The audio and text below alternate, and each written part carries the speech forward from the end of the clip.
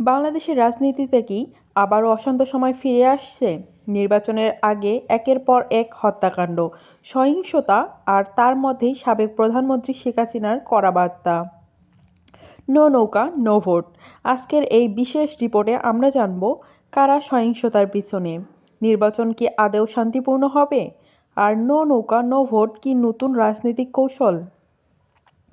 গত 15 দিন বাংলাদেশের বিভিন্ন এলাকায় অন্তত 3 জন রাজনৈতিক নেতা নিহত হয়েছেন। নির্বাচন যত এগিয়ে আসছে ততই বাড়ছে রাজনৈতিক সংঘর্ষ, হামলা এবং পাল্টা হামলা। অন্যদিকে আওয়ামী লীগ নিষিদ্ধ হওয়ার প্রেক্ষাপটে শেখ হাসিনা দলের নেতাকর্মীদের উদ্দেশ্য করে বলেছেন, নৌকা না হলে ভোট নয়। এই মন্তব্য ঘিরে দেশ জুড়ে শুরু হয়েছে তীব্র বিতর্ক। রাজধানী থেকে শুরু করে জেলা পর্যায় পর্যন্ত রাজনৈতিক সহিংসতা ছড়িয়ে পড়েছে।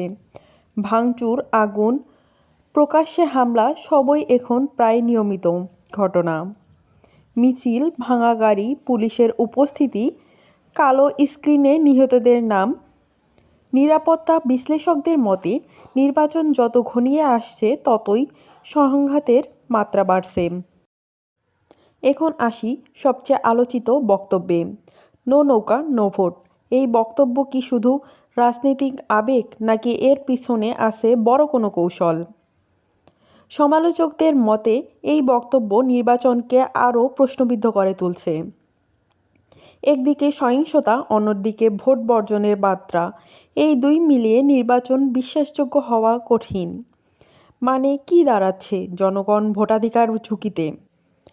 জনগণরা বলছে, ভোট দিতে চাই কিন্তু ভয় লাগে, নির্বাচন হলে শান্তিতে হোক, রাজনীতি আমাদের জীবন নষ্ট করছে।